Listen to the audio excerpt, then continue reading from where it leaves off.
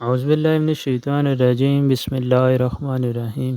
الصلاۃ والسلام علیکہ یا سیدی یا رسول اللہ وعلی آلک و اصحابک یا سیدی یا حبیب اللہ۔ سبحانک اللہم و بحمدک لا الہ الا انت استغفرک و اتوب الیک۔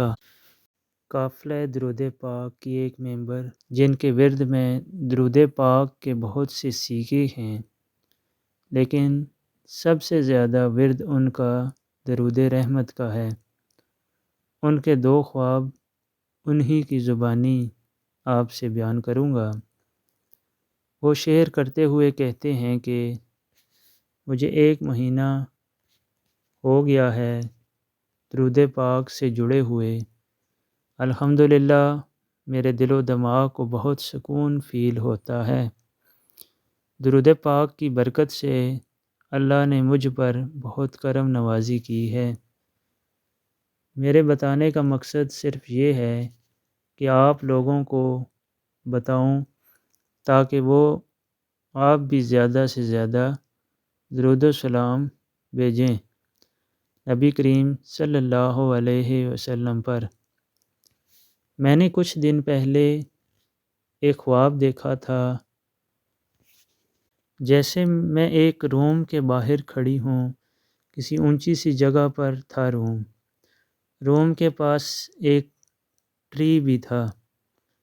جیسے میں اس روم میں جانا چاہتی ہوں، لیکن مجھے کسی نے باہر روک لیا۔ پتہ نہیں وہ کون تھا، بس آواز سنائی دی تھی۔ مجھے کہا گیا کہ اندر ہمارے نبی پاک صلی اللہ علیہ وآلہ وسلم ہیں۔ ایک کارڈ تھا میرے ہاتھ میں اور مجھے کہا گیا کہ اگر اس کارڈ پر سگنیچر ہوں گے تو آپ کو ہمارے نبی پاک صلی اللہ علیہ وسلم کی زیارت ہو سکتی ہے، اگر سگنیچر نہ ہوئے تو نہیں ہوگی۔ میں نے وہ کارڈ دے دیا اور میرے دل کو بہت یقین تھا کہ سگنیچر ہوں گے۔ کچھ دیر بعد جیسے ہی کارڈ میرے ہاتھ میں آیا، اس کارڈ پر سگنیچر ہوئے تھے۔ پھر میری آنکھ کھل گئی۔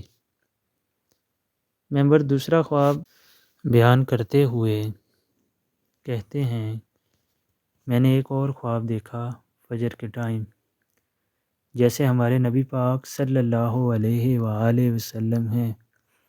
انہوں نے مجھے 4 کارڈز دیے گولڈن کلر کے۔ ان چاروں کارڈز پر درود شریف لکھا تھا۔ وہ صلی اللہ علیہ وآلہ وسلم مسکرا رہے تھے۔